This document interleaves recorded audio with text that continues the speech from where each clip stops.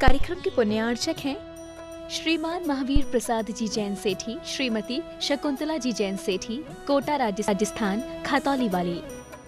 स्वर्गीय श्री नागराज सगरी स्मरणार्थ, Chinnas residency 32, Seshadri road, Ananda Rao circle, Bengaluru. Shrimati Shobha Nagaraj Sagari, Bengaluru. पुत्री सौभाग्य रेखा मोहन कुमार वडकुद्रे, दामाद श्री मोहन कुमार वडकुद्रे, पौत्री कुमारी निकिता मोहन कुमार वडकुद्रे, पौत्री कुमारी रचिता मोहन कुमार वडकुद्रे, कोल्हापुर।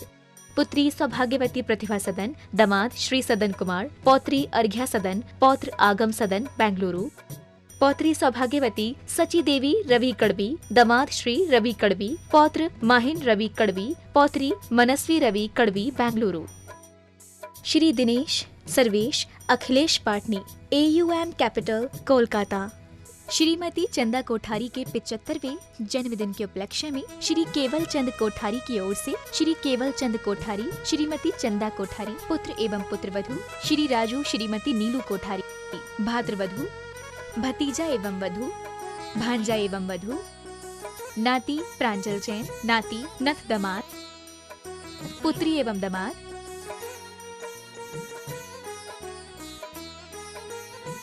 पुत्री एवं दामाद, बहनोता, नाती एवं बहू, नातिन,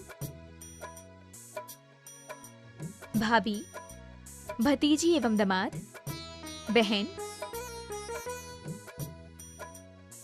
स्वर्गीय श्री सुरेश चंद जी जैन की स्मृति में धर्मपत्नी राजबाला जैन, पुत्र राजीव जैन, मनोज जैन, पुत्रवधू निधि जैन, लविका जैन, पौत्र सुवंश जैन, हर्षित जैन, पौत्री वंशिका जैन, मेघा जैन, योजना Bihar, Delhi 110092। Firm classic international, SR paper palace.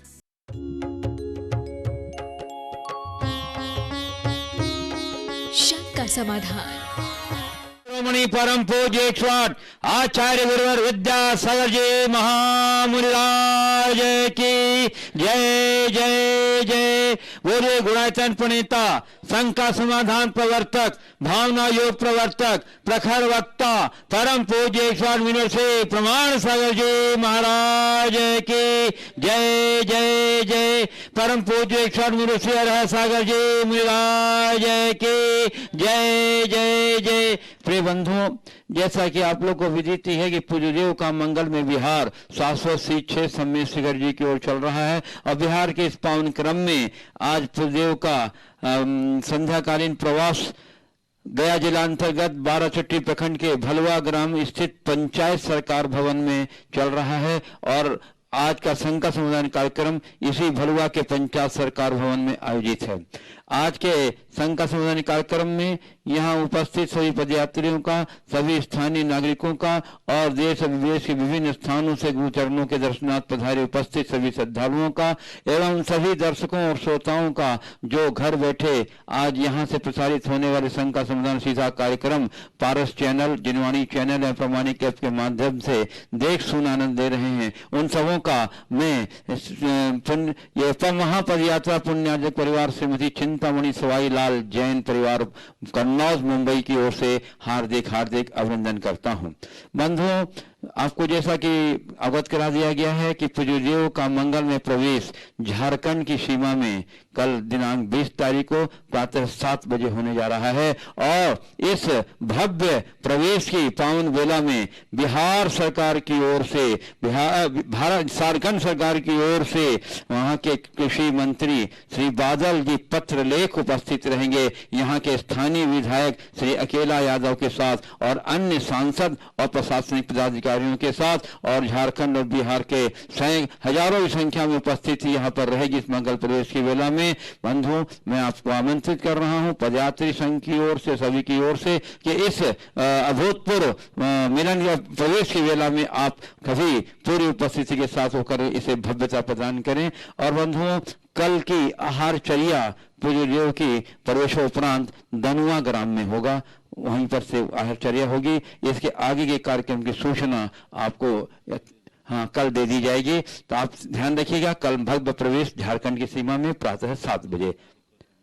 और 4 तारीख को जो गुरुदेव का लक्ष्य है सम्मेत शिखर की ओर जाने का, 4 तारीख की वह पावन तिथि है जिस दिन गुरुदेव के पावन चरण 706 सम्मेत शिखर जी में पड़ेंगे।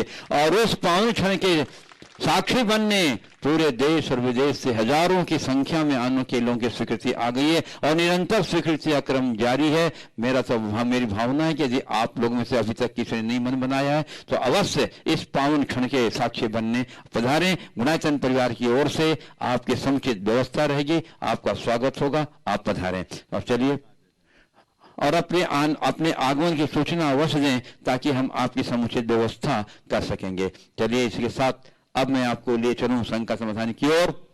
इसके पूर्व रोज की तरह हम लोग सर्वप्रथम सूर्यदेव के मंगल में आशीर्वाद से अपने को अभिषेक करके प्राप्त करेंगे। तो हाथ जोड़िए, मस्तक झुकाइए और बोलिए मेरे साथ, नमो सूर्यदेव, नमो सूर्यदेव, नमो सूर्यदेव। और चलिए मैं प्रथम प्रश्न के लिए आमंत्रित कर रहा हूं श्रीमती रिद्धि जैन, चौपारण, झारखंड। और उसके बाद तैयार रहेंगी श्रीमती पुष्पा विनायिका, हजारीबाग। नमोस्तु महाराज श्री, नमोस्तु महाराज श्री, नमोस्तु महाराज श्री। मैं अग्रवाल परिवार में जन्मी हूँ, लेकिन मेरा विवाह जैन परिवार में हो चुका है मेरा। लेकिन एक सौभाग्य है, लेकिन मेरे पास एक तीव्र जिज्ञासा है जानने की कि मैं जैन धर्म की बुनियादी सिद्धांत और आचार संहिता के बारे में जानूं ताकि मैं जैनत्व को आत्म से याद कर सकूं। इसकी बहुत अच्छी भावना आपने प्रकट की है। और अब आप जैन हो गई हैं तो जैनत्व को पूरी तरह आत्मसात करें, जैन शास्त्रों का अध्ययन करें और उससे कुछ चीज़ें सीखने की कोशिश करें। सबसे पहले हमारे जितने धार्मिक क्रियाकलाप हैं, रिचुअल्स हैं, उनके बारे में सीखें और साथ साथ जैन सिद्धांतों को भी जानें। जिन लोगों को जैन धर्म की आधारभूत बातें जानने की जिज्ञासा है उन सबको हमारे व्याख्यान है, 30 व्याख्यान है, जानिए जैन धर्म का मर्म। क्यों विजय? जानिए जैन धर्म का मर्म प्रामाणिक ऐप में उपलब्ध है, प्रामाणिक ऐप में उपलब्ध है। आप उनको विधि पूर्वक सुन लें तो आपको जैन धर्म के विषय में सर्वांगीण ज्ञान प्राप्त हो जाएगा। साथ में अपने धार्मिक कर्तव्यों का भी प्रशिक्षण ले लें और निश्चित अगर आपने इसे ठीक तरीके से समझा सीखा है तो आपको जैनत्व के प्रति स्वाभाविक श्रद्धा और झुकाव बढ़ेगा और उसका आपको आनंद भी होगा, क्योंकि आप पाएंगे ये एक ऐसा वैज्ञानिक धर्म है जो पूरी तरह आडंबर मुक्त है और जीवन के रूपांतरण का विज्ञान सिखाता है। आप जरूर करें। श्रीमती पुष्पा विनायिका, हजारीबाग। और उसके बाद चौपारण इटखोरी के नागरिकों की ओर से यहाँ कुछ पत्रकार बन मौजूद हैं। हरेंद्र राणा, दैनिक भास्कर, उमेश पासवान और श्री प्रमोद सोनी, स्टार भारत, राम सेवक राणा, उज्जवल दुनिया, ये सभी हैं, तैयार रहेंगे। नमोस्तु गुरुदेव, नमोस्तु, नमोस्तु। जैन धर्म में देव दर्शन को अनिवार्य नियम बताया गया है, इसका क्या कारण है? फिर से बोलिए। जैन धर्म में देव दर्शन को अनिवार्य बताया गया है, इसका क्या कारण है? और अगर किसी परिस्थिति के कारण देव दर्शन ना हो पाए तो उसका क्या विकल्प है? देखिए, देव दर्शन करने का प्रयोजन क्या है? देव दर्शन यानी अपनी आदर्श स्थिति का दर्शन। तुम रोज भगवान के सामने जाओ और भगवान की छवि में अपनी आदर्श स्थिति को देखो, अपनी वास्तविकता को पहचानो कि मेरा स्वरूप तो बस इस तरह ज्ञाता दृष्टा है, मैं व्यर्थ के विकल्प संकल्पों में उलझ रहा हूँ, ये मेरी हानि। और उस चीज को रोज रोज यदि व्यक्ति भावपूर्वक आत्मसात करे तो जीवन में बहुत बड़ा बदलाव घटित हो सकता है। इसलिए हमें देव दर्शन करना चाहिए। यदि सुलभ ना हो, संभव ना हो, तो हमें कोशिश करना चाहिए संभव हो। और किसी परिस्थिति बस ऐसा नहीं होता और आपका पूर्ण संकल्प है तो उसका प्रायश्चित लेना चाहिए। महाराज सिर्फ प्रायश्चित में जैसे क्या? अब ये यहाँ प्रायश्चित थोड़ी दिया जाएगा। चौपारण इटखोरी के मैं पत्रकारों को आमंत्रित कर रहा हूँ, तभी खड़े हो जाएंगे, प्रश्न एक दो जने पूछ लेंगे बाकी से। और साथ में अजय राय और नीरज जैन जो भी चौपारण से हैं वो भी खड़े हो जाएं और एक दो जने प्रश्न पूछ लें ताकि और सबों को। नमस्तु। और इटखोरी से सुनील जैन भी साथ में रहेंगे। चलिए, सबसे पहले गुरुदेव की इस पावन धरती पर बहुत बहुत हार्दिक बधाई और स्वागत है। सर, वर्तमान परिप्रेक्ष्य में जी, मैं प्रमोद सोनी, स्टार भारत और पब्लिक एक्ट न्यूज से। सर, वर्तमान परिप्रेक्ष्य में देखा जा रहा है कि तमाम कोशिशों के बावजूद अच्छे अच्छे प्रवचन हो रहे हैं, लगातार अच्छी वाणियाँ दी जा रही है, चाहे टीवी के माध्यम से और अच्छे लोग हैं, नो डाउट, बट इस तरह के हिंसात्मक प्रवृत्ति का बढ़ावा मिल रहा है। कहीं ना कहीं इस पर रोक लगाने की जरूरत है। लोगों में इस तरह का प्रवृत्ति घर कर गया है और आए दिन लगातार देखा जा रहा है कि जो चीज़ नहीं होना चाहिए वो चीज़ लगातार हो रहा है, जो कि एक जो मानवता के नाम पर एक कलंक। उस ऐसे लोगों के लिए क्या संदेश है और वैसे लोगों की मनस्थिति पुनः वापस कैसे आ सकती है बेहतर के लिए, उसके बारे में कुछ बताएं। देखिए, बात बिल्कुल सही कह रहे हैं आप कि बहुत अच्छे प्रवचन, सत्संग, समागम हो रहा है, फिर भी दुष्प्रवृत्तियां बढ़ रही है, हिंसा की या अन्य व्यभिचार की या अन्य प्रकार की, जो आप कहना चाह रहे हैं। मेरा आपसे कहना ये है कि सबसे पहले हमें ये देखना है कि लोग प्रवचन सुनने वाले कितने हैं और दुनिया की बातें सुनने वाले कितने हैं। आज जो दुनिया में परोसा जा रहा है वो क्या है? हर पल अब संस्कृतियां परोसी जा रही है। और कितने लोग हैं जो धार्मिक समागमों में सम्मिलित होते हैं? बहुत कम, न के बराबर। वे भी अगर 1 घंटे सुनते तो 23 घंटे कौन से वातावरण में रहते हैं। तो ये बदलाव तभी होगा जब लोगों का भटकाव खत्म हो, लोगों के अंदर जागरूकता आए। आध्यात्मिक क्रांति की जरूरत है। बढ़ते हुए उपभोक्तावाद की इस दुर्अवस्था को हम अध्यात्मवाद के माध्यम से ही दूर कर सकते हैं। अध्यात्मवाद का विकास करें, जीवन में बड़ा रूपांतरण घटित होगा और हमें चाहिए कि हम इसका ठीक तरीके से प्रचार करें। आज भी जो लोग संतों और साधुओं के सानिध्य में अपना जीवन बिता रहे हैं, उनके जीवन में आमूलचूल रूपांतरण घटित हो रहा है, आप भी महसूस करते होंगे। तो और नकारात्मकता हावी न हो, उसके लिए हमें पर्याप्त प्रयास करने की जरूरत है। आज जितना भी मीडिया है, खासकर सोशल मीडिया है, वो क्या परोस रहा है? लोगों के दिमाग में कचरा डाल रहा है। तो उससे हमें रोक लगानी होगी। लोगों के हृदय में एक जागरूकता का शंखनाद करना होगा, तभी हम कुछ अच्छा कर सकें। जी, नेक्स्ट क्वेश्चन है सर। हाँ, पूछे। सेल्फ सेटिस्फैक्शन, जिसको सेल्फ कंटेंटमेंट बोलते हैं, लोगों में इसकी कमी पाई जा रही है। आत्म जो संतुष्टि की जो और कुछ चाहत, ज़्यादा से ज़्यादा चाहत, पाने की चाहत उन्हें बढ़ती जा रही है और उसके लिए भी लोग कहीं न कहीं विलासवादी हो रहे हैं और कई गलत कार्यों को अंजाम दे रहे हैं। वैसे उस पर किस तरह से विराम लग सकती है? देखिए, सेल्फ सेटिस्फेक्शन तभी होगा जब सेल्फ कंट्रोल हो, आत्म संयम चाहिए। संयम से ही संतोष का जन्म होता है। आज मनुष्य के हृदय में बहुत ज़्यादा तृष्णा और चाह बढ़ रही है। तो जहाँ चाह और तृष्णा बढ़ेगी वहाँ संतोष कहाँ से होगा? संतोष का जनक है संयम, आत्म संयम। लोगों को ये बात हमें समझाना और सिखाना होगा कि संतुष्टि प्राप्ति में नहीं है, संतुष्टि त्याग में है। इच्छाओं को हम जितना पूर्ण करते हैं, हमारी इच्छाएं उतनी प्रबल होती है। यदि ये बात लोग ठीक तरीके से समझने लगे तो आत्मसंतोष कहीं कठिन नहीं होगा। हमें वो जगाना चाहिए। जी, वर्तमान प्रदेश की बात किया जाए सर, तो राजनीति भी कहीं न कहीं एक कारक है सर। तो ऐसे में सर इस पर हम लोग कैसे? देखिए, लोगों की बढ़ती हुई महत्वाकांक्षा आत्म संतोष से दूर करती है। राजनीति की बात आप कर रहे हैं, मैं तो सबकी बात कर रहा हूँ। कोई जरूरी नहीं कि जो राजनीति के क्षेत्र में रह रहे वे ही ऐसा करें। हर क्षेत्र में लोगों में है। मैं बहुत से ऐसे भी राजनेताओं को जानता हूँ जो राजनीति में रहते हुए भी संत की तरह जी रहे हैं। सब कुछ मनुष्य की सोच पर निर्भर करता है। यदि अच्छी सोच होगी तो परिणाम अच्छा आएगा। जी, मैं राम सेवक राणा उज्जवल दुनिया से मैं पूछना चाहता हूँ सवाल एक कि दुख होने का क्या कारण है? हमें दुख से कैसे बचना चाहिए? देखिए, दुख होने का सबसे बड़ा कारण है हमारे मन का अज्ञान। जिन बातों को हमारा मन स्वीकार लेता है वहाँ हमें दुख नहीं होता। जिन बातों को मन स्वीकार नहीं कर पाता वहाँ दुख होता है। अभी आप खड़े हैं, आपको कोई तकलीफ हो रही, आप बड़ी प्रसन्नता से खड़े हैं, हो सकता है आप पूरे सत्र खड़े रहें और आनंद लें। क्यों? आप अपनी इच्छा से खड़े हुए है ना। और यदि सबको बैठा दे और आपको कहा जाए आपको खड़े रहना है, आपको कैसा लगेगा? माइक दीजिए, आपको माइक दे दीजिए श्री राम सेवक जी को। हाँ, दुख लगेगा फिर। अब ये बताइए कि खड़े रहने के कारण दुख हुआ या खड़े न रहने का, खड़ेपन को स्वीकार न करने के कारण दुख हुआ? बोलिए माइक पर। जैसे इन लोगों के साथ में खड़े हैं तो अच्छा लग रहा है, अगर इन लोग बैठ आप तो... मन से खड़े हैं तो अच्छा है, जबरदस्ती खड़ेंगे तो तकलीफ है। हाँ।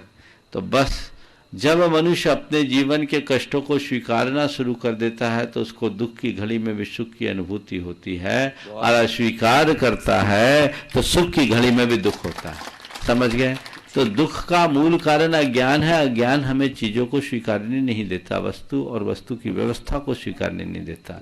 जो जीवन और जीवन की व्यवस्था को ठीक तरीके से समझ लेता है वो ज्ञानी होता है, और वो हर स्थिति में मस्त रहता है, संतुष्ट रहता है, प्रसन्न रहता है। सुखी होने का एक ही मंत्र है, जीवन में जो हो रहा है, जैसा हो रहा है, सहज भाव से जियो, कभी दुख नहीं हो। जी धन्यवाद।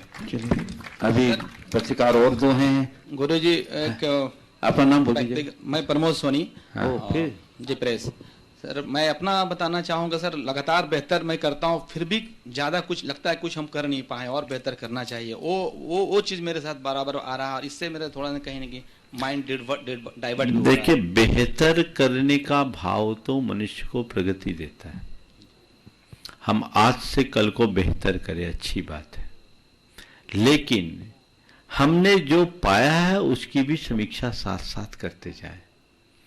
हम आज से कल को बेहतर करें, पर साथ साथ ये भी देखें कि कल से आज मेरा बेहतर है। अगर कल से आज मेरा बेहतर है तो आज से कल को बेहतर बनाने का प्रयास ज्यादा बेहतर होगा। लेकिन मुझे लगता है कि मैं आज तक विफल रहा, अभी तक मैं कुछ बेहतर नहीं कर पाया, और इस तरह की नकारात्मकता मेरे मन में होगी तो निश्चित हताशा छाएगी, फिर आगे नहीं बढ़ पाएंगे। तो मैं कल को बेहतर बनाने के लिए सचेष्ट रहूं, लेकिन कल से बेहतर जो आज है उसका आनंद भी लो। ठीक है ना? श्री हरेंद्र राणा जी हैं, दैनिक भास्कर के पत्रकार, और अंतिम में उमेश पासवान। ये नमस्ते। बोलिए। हरेंद्र कुमार, दैनिक भास्कर। मैं बोलना चाहता हूं कि सर, आपस में जो द्वेष की भावना जो लोगों में है, इसको शांति के लिए क्या करना चाहिए?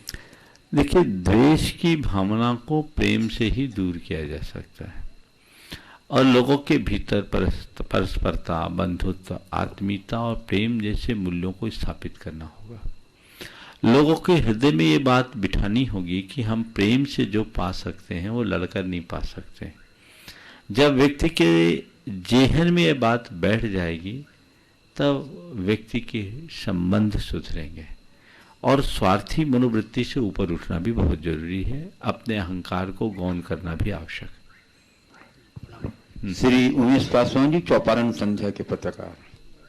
नहीं, चलिए अगला नाम। चलिए, अगले प्रश्न के लिए मैं आमंत्रित कर रहा हूँ अजय राय, नीरज जैन। चलिए, अगले स्टॉपेज के लिए आप प्रश्न बना करके रखिएगा। मैं आमंत्रित। अजय पूछना। अजय पूछ रहे हैं। नमस्ते महाराज। हम तो आपके भक्त 10-12 साल से हैं, और अपने कर्मों का फल क्या बच्चों को भी बर्बाद पड़ता है क्या? देखो, ऐसा है, ये निमित्त नैमित्तिक संबंध है। कई बार ऐसे तो सामान्य नियम है कि हर प्राणी अपने ही किए कर्म का फल भोगता है, लेकिन कर्म शास्त्र में एक शब्द आता है दाय भाग। समझ गए? दाय भाग में एक दूसरे का निमित्त मिलता है। जैसे मान लीजिए किसी की कोई संतान,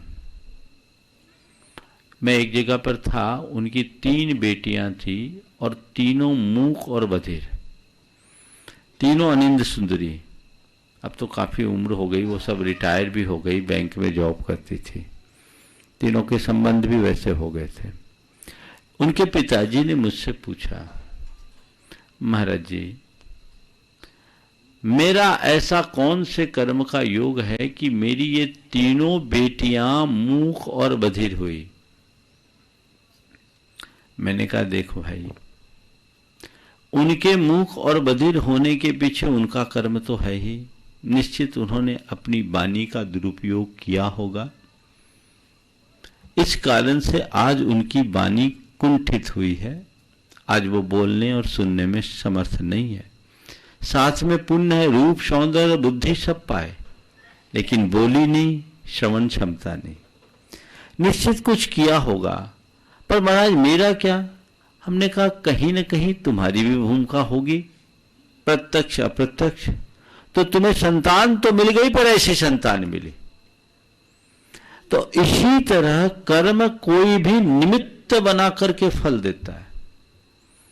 कई बार माँ बाप के कृत्यों के साथ ऐसी संतान मिल जाती है जिसके माध्यम से वे अपने कर्म को भोग पाते हैं, और कई बार संतान के कर्म के निमित्त से माँ बाप को ऐसा संयोग मिलता है कि वो उसका निर्वाह कर पाते हैं।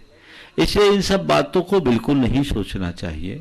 जीवन में यदि ऐसा कोई दुसंयोग बनता है तो इसे सहज रूप से स्वीकार करो, मन को व्यथित होने से बचाओ। ये सोचो कि मेरे कर्म इसी निमित्त से कटने हैं, मुझे कर्म को काटना है, भोगना नहीं।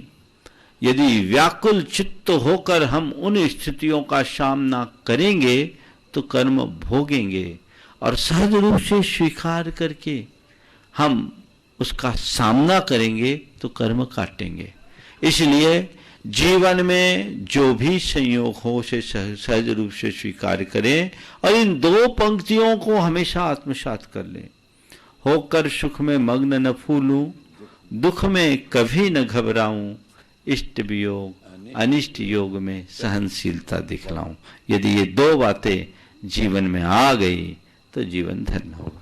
और अंत में उमेश पासवान जो चौपारण संध्या पत्रिका के पत्रकार नहीं है। चलिए अगला। चलिए इसके बाद मैं आमंत्रित कर रहा हूँ बंधुओं, कटनी मध्य प्रदेश से श्री मनोज जी एवं सुपुत्र कुशाग्र जैन यहाँ पधारे हुए हैं। मैं बताना चाहता हूँ कि मनोज जी ने जो गुरुदेव के जब कटनी चतुर्मास हुआ था उसमें बहुत ही कुशलता के साथ, बहुत ही तत्परता के साथ, बड़ी सेवा भाव के साथ अपना योगदान दिया था। एक बार हमारे मनोज जी का आप लोग तालियों से स्वागत करिए। और उसके बाद तैयार रहेंगी माधुरी जैन, बनगांव, जिला दमोह। गुरुदेव के चरणों में त्रिवार नमस्तु नमस्तु नमस्तु। गुरुदेव 28 और 29 तारीख को होली का पर्व मनाया जा रहा है पूरे देश में। होली का पर्व जैन धर्म के मर्म से कैसे क्या इसमें होता है, इस पे आप थोड़ा सा प्रकाश डालें।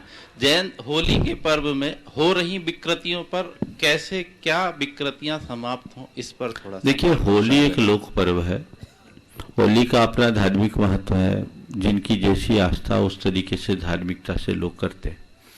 लेकिन मेरा कुछ सुझाव है। आज धार्मिक रीति से जो लोग होलिका दहन करते हैं, जैन परंपरा में इस तरह की होलिका दहन करने की कोई व्यवस्था नहीं है, कोई विधान नहीं है। हमारे यहाँ तो कर्मों की होली जलाने की बात है। लेकिन मैं एक आज की परिस्थितियों को देखते हुए एक सुझाव देना चाहूँगा। क्या जरूरत है लकड़ी का बड़ा बड़ा ढेर लगाकर होलिका दहन करने की? क्या एक प्रतीकात्मक वैकल्पिक स्वरूप नहीं बनाया जा सकता?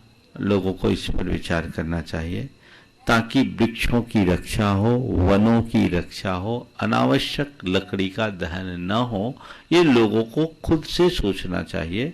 मैं इसके खिलाफ नहीं हूँ, क्योंकि जिन लोगों की धार्मिक मान्यता है वे अपनी मान्यता के अनुरूप कार्य करे, पर साथ में अपने विवेक का प्रयोग जरूर करे।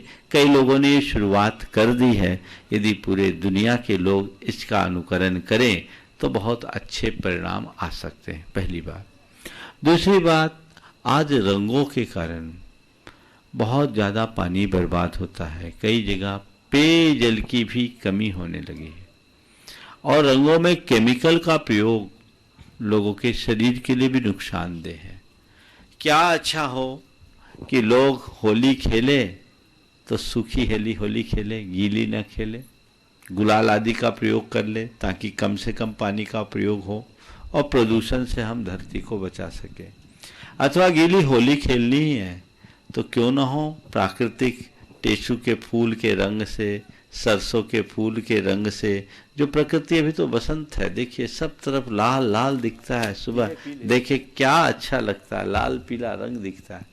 क्यों ना हो हम इन प्राकृतिक चीजों का प्रयोग करें और अपनी खुशी मनाए। एक लोक पर्व है, वसंतोत्सव के रूप में हमेशा से मनाया जाता रहा है और लोग उसका आनंद लेते रहे। यदि ऐसा करे तो समाज में एक अच्छे परंपरा की शुरुआत होगी। इसके साथ ही होली के दिनों में मद्यपान आदि का प्रयोग करके जो मर्यादा विहीन आचरण किए जाते हैं, ये चीज भी ठीक नहीं है। समय को देखते हुए इन सब पर भी विचार होना चाहिए। नमस्ते। माधुरी जैन, बनगांव, जिला दमोह। और स्वात्यार नहीं गोलू राजपूत, ललितपुर। क्या माधुरी है?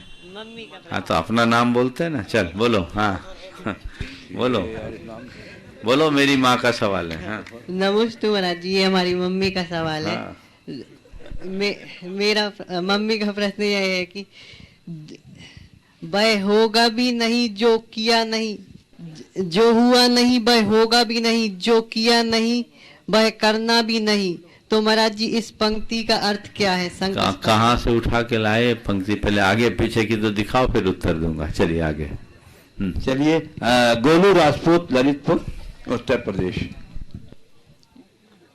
गुरुवर के चरणों में नमस्तु नमस्तु नमस्तु। गुरुवर, हमारा प्रश्न है, अगर होलिका बुरी थी तो उसे पूछते क्यों हैं, और अगर बुरी थी तो उसे जलाते क्यों हैं? देखो, ये तो मैंने अभी थोड़ी देर पहले बोला।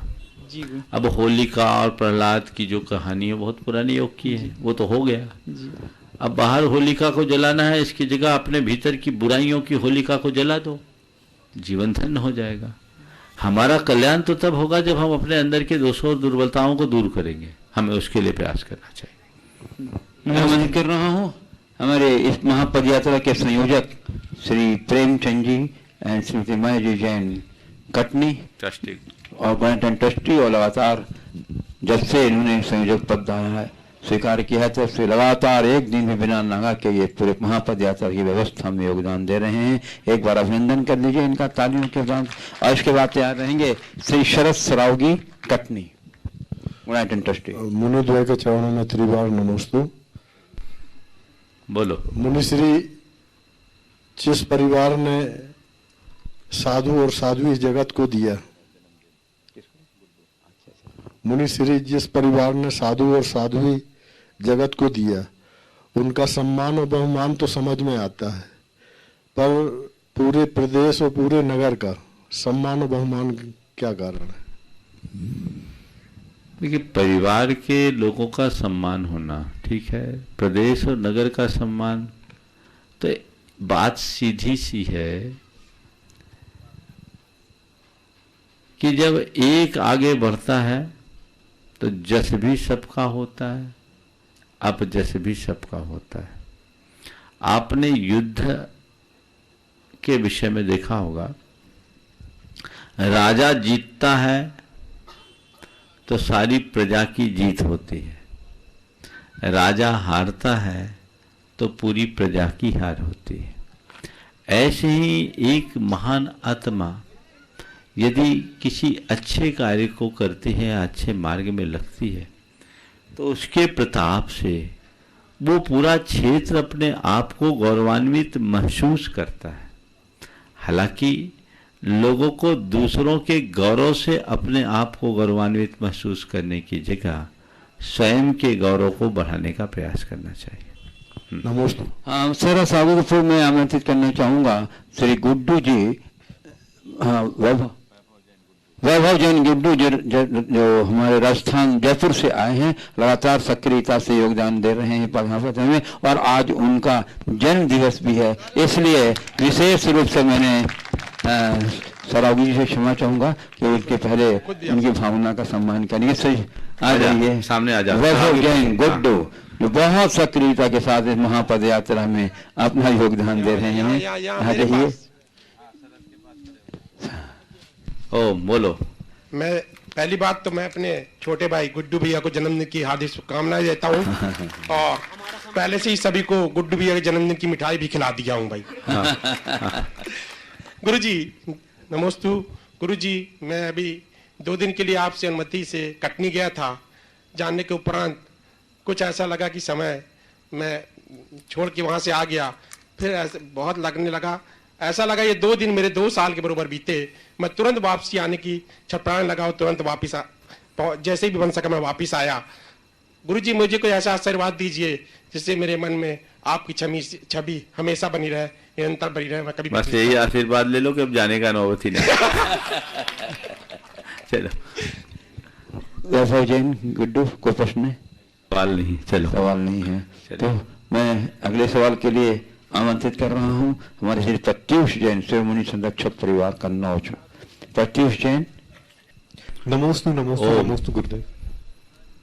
हाँ बोलो। गुरुवर, मेरा प्रश्न है कि जो नारकी जीव होते हैं क्या उनके कर्म निर्जरा होती है क्या, और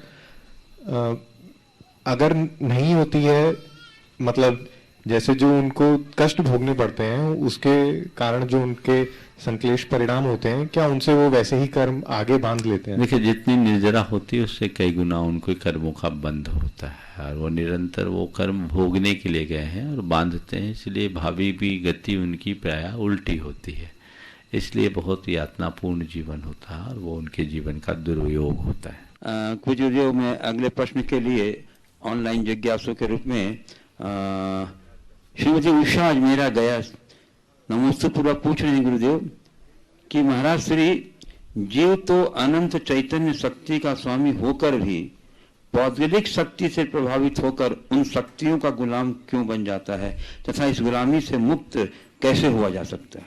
बात सही है कि जीव चैतन्य शक्ति से संपन्न है और हमारे पास अनंत शक्तियाँ हैं, लेकिन अनादि के कर्म के संस्कार के कारण हमारी आत्मशक्तियाँ कर्म से प्रभावित होती है। लोक में देखा भी जाता है जैसे किसी मादक पदार्थ का सेवन करने से व्यक्ति का चित्त मतवाला हो जाता है, इसी तरह कर्म की शक्ति हमारी चेतना को बुरी तरह प्रभावित करती है, और जब तक अज्ञान होता है तब तक कर्म हमारी चेतना को प्रभावित करता रहता है। ज्ञान संपन्न आत्मा कर्म की शक्ति को पराभूत करके उसकी जड़ उखाड़ने में समर्थ होती है। तो जो गोपालगंज सागर मध्य प्रदेश से श्री राजेश जैन आरआई कह रहे हैं, गुरुवार परिवर्तन दुनिया का नियम है, चाहे वह आर्थिक हो, सामाजिक हो या धार्मिक हो, और इस परिवर्तन के 3 स्तंभ बहुत आवश्यक हैं। पहला है पारदर्शिता, दूसरा है अधिकांश सहमति और तीसरा है दृढ़ता। गुरुदेव, पहला और दूसरा स्तंभ तो हम प्राप्त कर सकते हैं, लेकिन तीसरे के लिए हमें भला बुरा होना पड़ेगा, तो हमें दृढ़ता के लिए किस प्रकार के धैर्य की आवश्यकता होगी? देखिए, दृढ़ता के लिए सबसे पहली आवश्यकता है लक्ष्य के प्रति प्रतिबद्ध होना। जो मेरा लक्ष्य है उसके प्रति जब तक मेरे मन में प्रतिबद्धता नहीं होगी तब तक हम दृढ़ नहीं होंगे। तो हम अपने आप को अपने लक्ष्य के प्रति प्रतिबद्ध करें और ठान लें कि जब तक ये कार्य नहीं होगा हमें पीछे नहीं मुड़ना, और उस लक्ष्य की प्राप्ति के लिए जो भी मार्ग है उसे हमें स्वीकार करना है, आगे बढ़ना है, चाहे हमें उसे कैसा भी परिवर्तन क्यों ना करना पड़े। ऐसे व्यक्ति हर प्रकार के परिवर्तन के लिए तैयार होते हैं और मानसिक और उसका परिणाम भी प्रकटित करते हैं। भोपाल मध्य प्रदेश से श्री विशाल कुशवाहा कह रहे हैं, महाराज जी मैं एक अजैन हूँ और मैं नास्तिक हूँ, मैं सिर्फ विज्ञान और प्रामाणिक तथ्यों पर ही विश्वास करता हूँ। मेरी शंका यह है कि रामायण में कहा जाता है कि सृष्टि के उद्धारक के लिए आज भी हनुमान जी इस धरती पर विराजमान है, लेकिन इस बात का कोई प्रमाण नहीं है। आपकी दृष्टि से देखा जाए तो सत्य क्या है, और मैं एक नास्तिक से आस्तिक के रूप में कैसे परिवर्तित हो सकूं, क्योंकि भगवान पर विश्वास किसी के बोलने से नहीं प्रमाण को देख के किया जा सकता है। देखिए, जहाँ तक नास्तिक होने का सवाल है, मुझे नहीं लगता कि आपके अंदर नास्तिकता है। आपका ये सवाल बता रहा है कहीं न कहीं आपके अंदर आस्था छुपी है। किसी सर्वशक्तिमान भगवान पर विश्वास करना ही आस्तिकता का प्रमाण नहीं है। अपनी आत्मा के अस्तित्व पर विश्वास रखना भी हमारी आस्तिकता का सबल प्रमाण है। मैं समझता हूँ आपके हृदय में अपनी आत्मा के अस्तित्व का विश्वास जरूर होगा, और जो आत्मा के अस्तित्व को मानता है, मेरी नज़र में वो आस्तिक है। जहाँ तक रामायण और रामायणकालीन पुराणों में वर्णित विषयों का सवाल है, मैं उन सब से कहूँगा, उन पुराणों के उतने ही अर्थ नहीं हैं जितना हम लेते हैं। उनका एक दूसरा अर्थ भी है जो छिपा हुआ है, हमें उसे पहचानना चाहिए। मुझे नहीं मालूम कि जिस हनुमान की सृष्टि की रक्षा के लिए उपस्थिति की बात की गई है वे आज उपलब्ध है या नहीं, पर मुझे मेरे भीतर एक हनुमान दिखाई पड़ते हैं, और वो केवल मेरे भीतर नहीं, हर प्राणी के भीतर है। वो हनुमान आज भी है, वो है हमारे पुरुषार्थ का हनुमान। यदि हम अपने आत्म पुरुषार्थ के हनुमान को जगाए रखेंगे तो हमारी जीवन सृष्टि का कभी विनाश नहीं होगा, और सृष्टि में जो भी परिवर्तन है हमारे पुरुषार्थ से ही संभव होता है। इसलिए हमें उस तरफ दृष्टि रखनी चाहिए। पूज्य अभिलाषा जैन बेंगलोर कर्नाटक से कह रही हैं, महाराज श्री, आप प्राय यह कहा करते हैं कि नारी नर बनने की होड़ में न तो नर ही बन पा रही है और न ही नारी रह पा रही है। गुरुदेव, यदि किसी नारी का पति अपनी पत्नी का शोषण करता हो, उसके सामने ही अन्य महिलाओं से रोमांस करता हो, बच्चों की उपेक्षा करता हो, वैसे में यदि नारी नर बनकर उसका प्रतिकार करती हो तो क्या यह भी गलत होगा? उसे अपनी आवश्यकताओं और मर्यादाओं की रक्षा के लिए नारियोचित गरिमा से आगे बढ़कर नर कर्तव्यों को अंगीकार करना अनिवार्य हो जाता है। इस दिशा में आपका क्या? मैं नहीं कहूँगा कि वो नर बने, वो दुर्गा बने ना, वो चंडी बने ना, वो काली बने ना। नर बनने की क्या आवश्यकता है? मैं ये नहीं कहता कि नारी नारियोचित गुणों में से मंडित रहे, इसका मतलब सब प्रकार के अमानवीय बातों को सहे। मैं ये कहता हूँ कि नारियोचित गुणों से मंडित होकर वह सब कुछ घटित करे जिसे पुरुषों ने आज तक नहीं किया। हमारे यहाँ बड़ी बड़ी सतियाँ हुई, उन्होंने अपने सतित्व के बल पर कई कई आतताइयों को झुकाया है। इसलिए जब जरूरत पड़े तो हम उस तरह का व्यवहार करें, लेकिन नारी अपनी नारी जाति के गौरव को खंडित न होने दे। ऐसा करके वो पुरुषों को और प्रमुखता दे रही है। हमें चाहिए कि वो अपने मार्ग में स्थिर रहे। पूज्य बिनौली बागपत उत्तर प्रदेश से श्री नितिन जैन कह रहे हैं, महाराज श्री, किसी ने कहा है कि अगर जिंदगी में कामयाब होना चाहते हो तो बोलने से ज्यादा सुनने की आदत डालो। महाराज श्री, व्यक्ति को कब बोलना चाहिए और सुनने की क्या लिमिट होनी चाहिए, कृपया समाधान। मेरी दृष्टि में व्यक्ति को तभी बोलना चाहिए जब आवश्यक हो। बिना जरूरत के बोलना व्यर्थ का बकवाद है जो कभी अच्छा परिणाम नहीं देता। तभी बोले जब बोलना आवश्यक हो। और सुनने की जहाँ तक बात है, व्यक्ति को अंतिम सीमा तक सुनना चाहिए। सुनने से बहुत कुछ सीखने का अवसर मिलता है। हमें तब तक सुनना चाहिए जब तक हमें कुछ सुनाने की जरूरत न पड़े। जब हमें ऐसा लगे कि अब कुछ सुनाना जरूरी है, बोलना जरूरी है, तब तक हम चुप रहें और फिर बोलना जब जरूरी लगे तो बोल दें। पूज्य देव रीठी कटनी मध्य प्रदेश से कुमारी मयूरी जैन कह रही हैं कि महाराज से जीवन में ऐसे लोगों से कैसे दूर रहें जो वो ऐसी कमी बताएं जो हमें है ही नहीं, और उनसे नजदीकी कैसे बनाएं जो हमारे अंदर की कमियों को बताते हैं। देखिए, जो लोग हमारी उन कमियों के बारे में बोलते हैं जो हमारे अंदर है ही नहीं, ऐसे लोगों से सुरक्षित दूरी रखनी चाहिए, क्योंकि ये आलोचक प्रवृत्ति के लोग हैं और व्यर्थ के आलोचक लोग हैं। ये हमें हमारी मानसिकता को कहीं न कहीं नीचे गिराने वाले लोग हैं। इससे ये हमें डिमोरलाइज कर सकते हैं। ऐसे लोगों से अपने आप को बचा करके रखना चाहिए। ऐसे लोगों से निकटता रखना भी ठीक नहीं है। न इनसे राग रखना चाहिए, न द्वेष रखना चाहिए, बल्कि ऐसे लोगों के प्रति जागरूक रखना चाहिए। मिल गए तो राम राम, नहीं तो अपने काम से काम। तो गुरुदेव बालोद छत्तीसगढ़ से श्री यश मालू कह रहे हैं, गुरुदेव मैंने कहीं पढ़ा है कि बुरे कर्म करने नहीं पड़ते हैं, हो जाते हैं, अच्छे कर्म होते नहीं है, करने पड़ते हैं। महाराज जी ऐसा क्यों होता है? बुरे कर्म ना हो उसके लिए क्या करना चाहिए? देखिए, किसी दृष्टि से वाकई कहा जा सकता है कि बुरे कर्म करने नहीं पड़ते, हो जाते हैं, अच्छे कर्म करने पड़ते हैं, होते नहीं।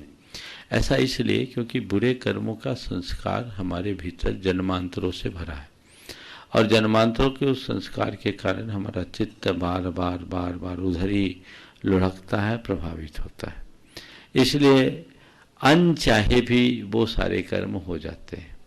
लेकिन अच्छे कर्म के लिए हमें पुरुषार्थ करना पड़ता है, क्योंकि उसके लिए संस्कार का अभाव है। अच्छे कर्म जीवन की उन्नति का कारण है।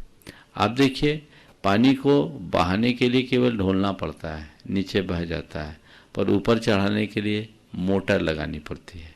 बिना मोटर के पानी ऊपर नहीं चढ़ता। तो हमें वैसा प्रयास करना पड़ता है, वैसा पुरुषार्थ करना पड़ता है। तो जिस तरह की स्थितियां बने उस अनुरूप हमें काम करना चाहिए। संस्कारों का अपना प्रभाव है, इसलिए बुरे कर्म यदि हो जाए तो ये मत सोचो कि ये तो हो रहे हैं, हमें उसे रोकने के लिए प्रयास करें। और उसका एक बड़ा सहज उपाय है, अच्छे कर्म करने का अभ्यास बढ़ाएं। यदि हम अच्छे कर्म करने के अभ्यास बढ़ाएंगे तो बुरे कर्मों से अपने आप विजय पाएंगे। अहमदाबाद गुजरात से Shri Ajit Jain, advocate and notary, कह रहे हैं गुरुदेव, नमोकार मंत्र लिखते वक्त मन में कैसे भाव रखने चाहिए और क्या सोचना चाहिए? देखिए, जब भी नमोकार मंत्र लिखे मन में अहोभाव होना चाहिए, प्रसन्नता का भाव होना चाहिए और मौन पूर्वक लिखना चाहिए। मंत्र को वचनों से गुनगुनाते रहना चाहिए और अपनी आंखें उन अक्षरों के साथ जोड़ देना चाहिए। इससे त्रियोग की शुद्धि होगी और वह चमत्कारिक परिणाम होगा जिसकी आप खुद भी उम्मीद न करो।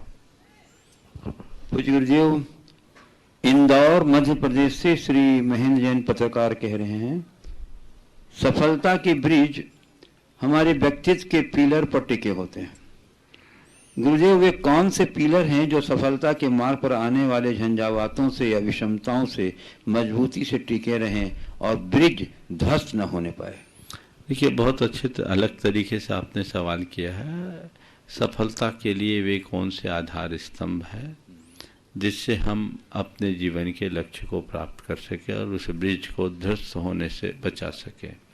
मेरे देखिए, 4 बातें यदि मनुष्य के जीवन में आ जाए तो उसकी सफलता में कोई संशय नहीं। सबसे पहली बात, दृढ़ आत्मविश्वास। व्यक्ति के हृदय में आत्मविश्वास होना चाहिए। जिनके अंदर आत्मविश्वास की कमी होती है वो व्यक्ति कभी सफल नहीं होते। दूसरी बात, कठोर परिश्रम, कड़ी मेहनत। आप जिस लक्ष्य को प्राप्त करना चाहते हैं उसके प्रति जब तक आप मेहनत नहीं करोगे परिणाम नहीं आएगा। कठोर मेहनत होना चाहिए। तीसरी बात, लक्ष्य के प्रति समर्पण। जो हमारा लक्ष्य है बस उसकी धुन होनी चाहिए। 24 घंटे केवल वही देखें, वही सोचें और उसकी ही चर्चा करें। ये हमारी सफलता का एक बड़ा आधार है। और चौथी बात जो बहुत महत्वपूर्ण है वह है सकारात्मक सोच। सोच को सकारात्मक बना करके चलें, हमारी सफलता में किसी भी प्रकार का संशय शेष नहीं रहेगा।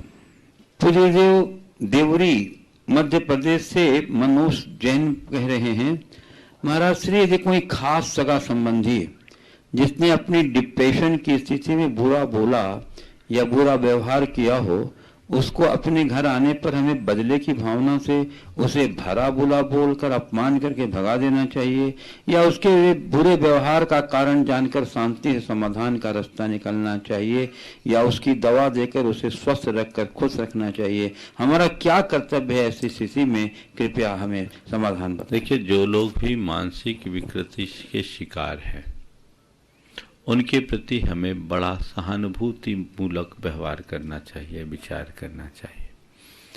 और यदि उन्होंने कभी हमारे प्रति कोई दुर्व्यवहार कर भी दिया हो तो हमें उसका बुरा नहीं मानना चाहिए, क्योंकि ऐसा उसने नहीं किया, यह उसकी बीमारी ने की, ऐसा मान करके चलना चाहिए। और ऐसे लोग यदि अपनी स्थिति में लौट कर आते हैं तो उनसे और सुहृदयता से पेश होना चाहिए और उनसे सौहार्दपूर्ण व्यवहार करना चाहिए, जिससे उस व्यक्ति के मन को और सकारात्मकता मिल सके और वो अपने जीवन को अच्छा बना सके। पूज्य जो बाकल मध्य प्रदेश से संजय मोदी कह रहे हैं, गुरुदेव हम ऐसी मुस्कान कहाँ से लाएं जो हृदय की मधुरता की तरफ इशारा करती हो, और हम ऐसी शांति कहाँ से प्राप्त करें जो बुद्धि की परिपक्वता की तरफ इशारा करती हो। महाराज जी हमें निश्चल मुस्कान और असीम शांति की प्राप्ति का उपाय चाहिए। ऐसी मुस्कान कहाँ से लाए जो हृदय की पवित्रता मधुरता की तरफ इशारा करे, और ऐसी शांति कहाँ से लाए जो हृदय बुद्धि की परिपक्वता की तरफ इशारा करती है। देखिए, हृदय की मधुरता और बुद्धि की परिपक्वता युक्त मुस्कान और शांति की बात आपने की है। यदि मनुष्य के भीतर पवित्रता प्रकट हो जाए, आध्यात्मिकता को आत्मसात कर ले, तो हृदय में भी पवित्रता होगी और बुद्धि में भी प्रसन्नता होगी। इसमें कहीं कोई कमी नहीं। अध्यात्म हमारी वृत्ति में सात्विकता को प्रकट करता है, इसलिए हमेशा अपने अंदर वैसी आध्यात्मिक भावना जगा करके रखनी चाहिए। आध्यात्मिकता से सरलता आती है, अंतर्दृष्टि हृदय में प्रकट होती है, जो हमारे जीवन की बेहतरी का एक बड़ा आधार है और उससे हम अपने जीवन को सुंदर बना सकते हैं। पूज्य जी राजस्थान जयपुर से सुश्री साक्षी सोनी कह रही हैं कि जो हर काम या विचार को 3 अवस्थाओं से गुजरना पड़ता है, उपहास, विरोध और स्वीकृति। ऐसा क्यों? मैं जानना चाहती हूँ कि कब उपहास, कब विरोध और कब स्वीकृति। देखिए, काम में उपहास, विरोध और स्वीकृति ये 3 चीजें हैं। कोई जरूरी नहीं कि तीनों को तीनों से ही गुजरना पड़े, लेकिन ये बात सही है कि ये 3 अवस्थाओं से हर व्यक्ति को अलग अलग प्रसंगों में गुजरना पड़ सकता है। उपहास कब होता है? जब हम अपने कार्य को ठीक तरीके से नहीं कर पाते, उपहास होता है। हमारी अपेक्षाएं कुछ होती है और हो कुछ जाता है, जन अपेक्षाओं के विरुद्ध हो जाता है, तो भी उपहास होता है। दूसरी बात, विरोध। विरोध 2 कारणों से होता है। या तो हमारा लक्ष्य बुरा हो, हमारा उद्देश्य बुरा हो तो लोग विरोध करते हो, या लोग व्यक्तिगत रूप से हमारे प्रति बुराई रखते हो तो विरोध होता है। लेकिन यदि हमारा लक्ष्य अच्छा है, हमारा उद्देश्य साफ है, हमारी कार्यशैली अच्छी है और उसका परिणाम भी अच्छा है, तो स्वीकृति तो मिलेगी ही। हमें जब भी आगे बढ़ना हो तो ये नहीं देखना चाहिए कि इसका कितना उपहास होगा, कितना विरोध होगा, बल्कि ये देखना चाहिए कि हमारे लक्ष्य की प्राप्ति कैसी होगी और उसका परिणाम क्या होगा।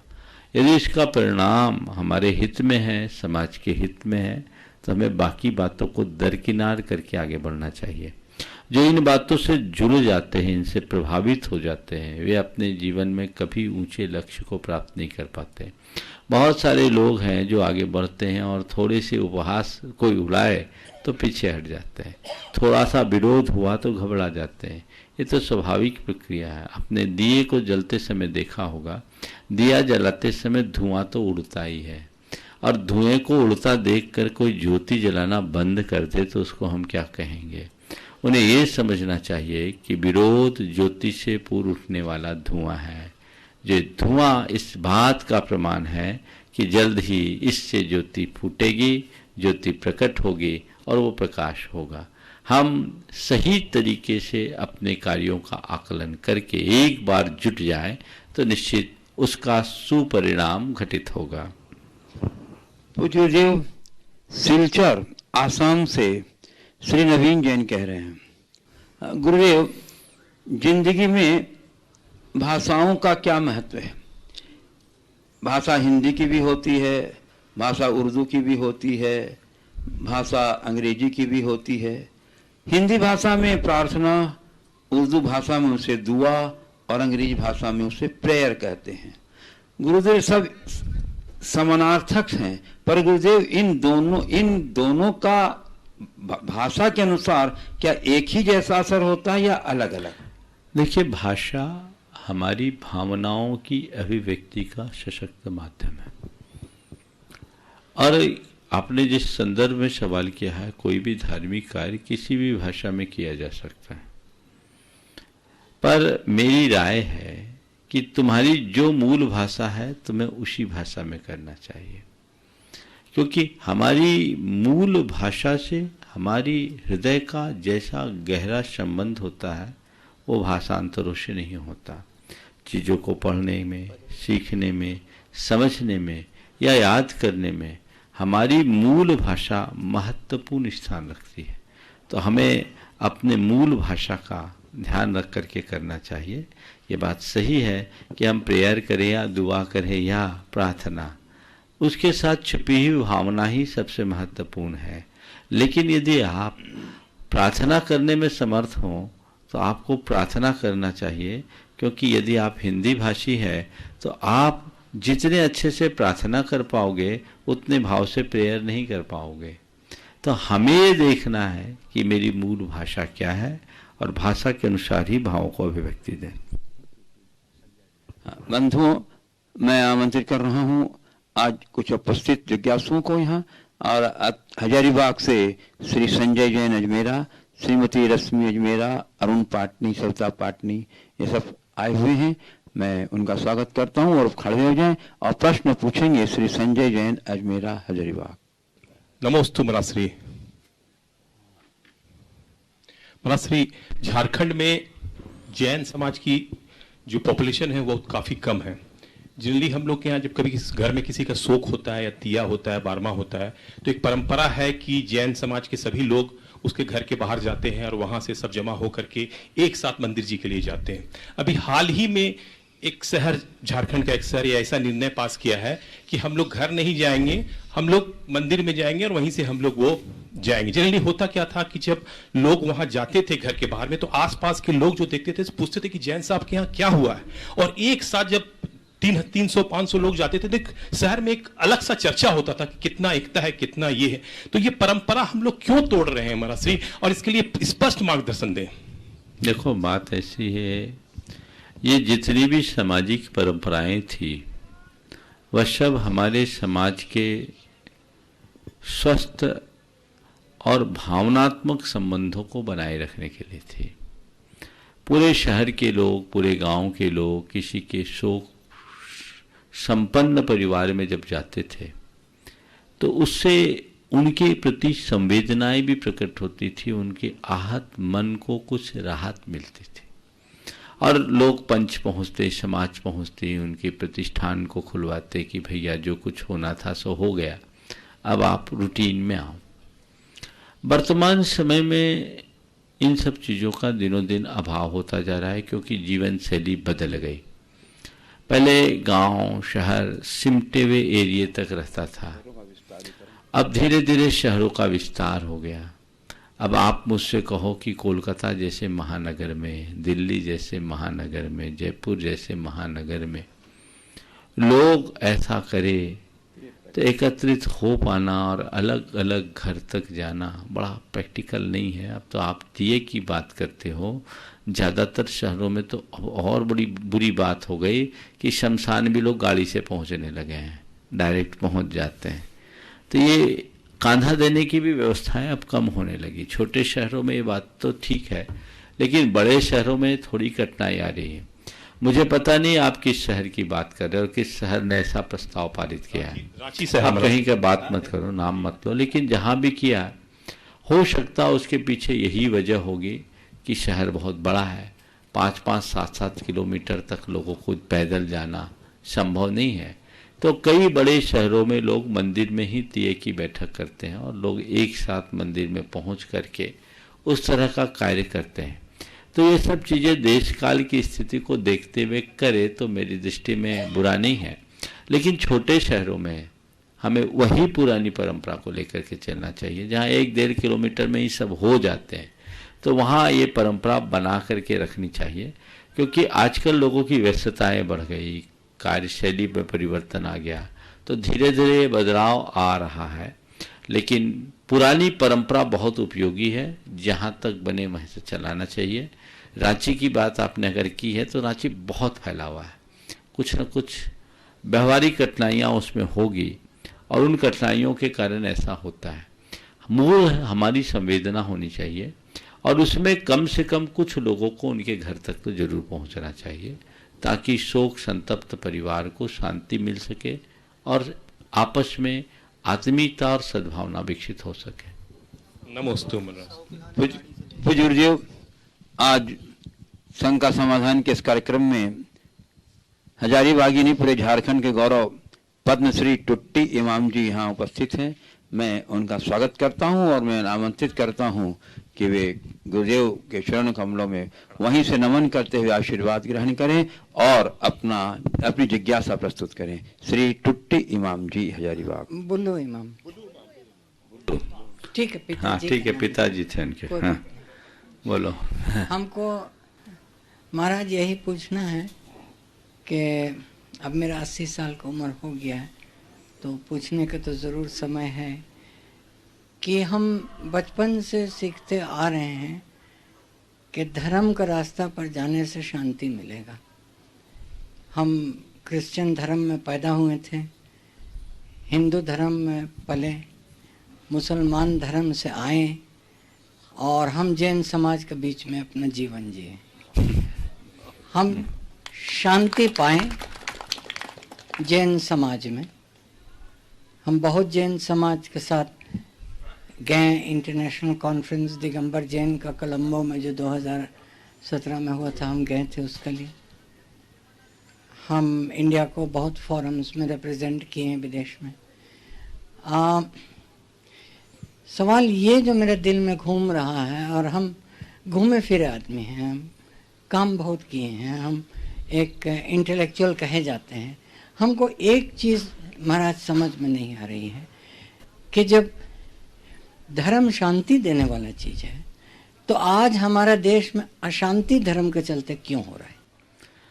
बहुत अच्छा सवाल आपने किया है। सबसे पहले तो एक बार बुल्लू इमाम जी का सब सम्मान स्वागत कीजिए। इन्होंने भारत और भारत की संस्कृति के विकास के लिए बहुत बड़ा योगदान दिया है। इन्होंने अपनी पृष्ठभूमि तो सबको बता ही दी, और ऐसी पृष्ठभूमि में पले बढ़े व्यक्ति के द्वारा इस तरह का कार्य करना निश्चित सराहनीय है। आपने जो बात की कि धर्म शांति की बात करता है, फिर धर्म के नाम पर अशांति क्यों हो रही? देखिए, अशांति धर्म के कारण नहीं है, धर्मांधता के कारण है। धर्म सदैव शांति देता है, धर्मांधता हमें अशांति देती है। हमें कोशिश करनी चाहिए कि हम धर्मी बने, धर्म श्रद्धालु बने, दृढ़ धर्मी बने, पर धर्मांध नहीं। लोग अगर धर्म के वास्तविक स्वरूप को आत्मसात करके आगे बढ़ें तो उनके जीवन का सौंदर्य ही निखर जाएगा। फिर उन्हें कुछ अतिरिक्त कहने और करने की आवश्यकता नहीं होगी। देखने में यही आता है कि लोग धर्म की बातें करते हैं, लेकिन प्रायः धर्म के नाम पर अपनी कट्टरपंथी मानसिकता को प्रकट करते हैं, जो हम सबके पूरे समाज की सेहत के लिए अनुकूल नहीं होता। हमें धर्म को व्यवहारिक रूप में आत्मसात करना चाहिए और स्वधर्म का दृढ़ता से पालन करते हुए पर धर्म सहिष्णु बनने की कोशिश करनी चाहिए। अगर लोगों के हृदय में धार्मिक सहिष्णुता का भाव प्रकट हो जाए तो मैं नहीं समझता कि धर्म के नाम पर कहीं कोई लड़ाई होगी, अशांति होगी। सर्वत्र शांति और सद्भाव होगा। इस प्रकार आज के इस सत्र को परम पूज्य गुरुदेव के चरणों में नमन अर्पित करते हुए मैं यहीं पर विराम दे रहा हूँ। बोलिए परम पूज्य आचार्य गुरुवर श्री विद्यासागर जी महाराज। बोलिए परम पूज्य 108 श्री प्रमाण सागर जी महाराज की, परम पूज्य अरहंत सागर जी महाराज की।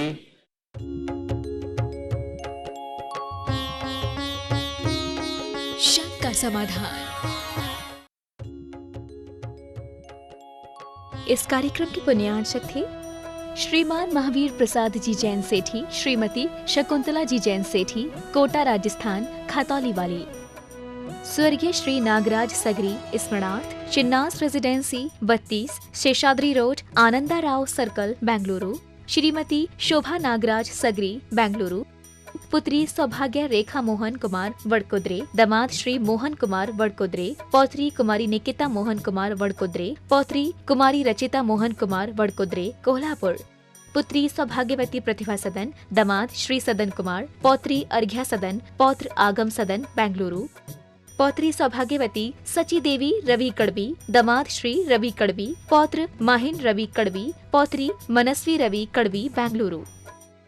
Shri Dinesh Sarvesh Akhilesh Patni, AUM capital, Kolkata. श्रीमती चंदा कोठारी के 75वें जन्मदिन के उपलक्ष्य में श्री केवल चंद कोठारी की ओर से श्री केवल चंद कोठारी, श्रीमती चंदा कोठारी, पुत्र एवं पुत्रवधू श्री राजू श्रीमती नीलू कोठारी, भाद्रवधू भतीजा एवं वधू, भांजा एवं वधू, नाती प्रांजल जैन, नाती नथ दामाद, पुत्री एवं दामाद,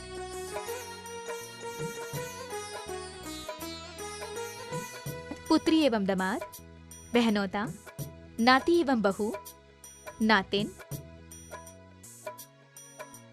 भाभी, भतीजी एवं दामाद, बहन।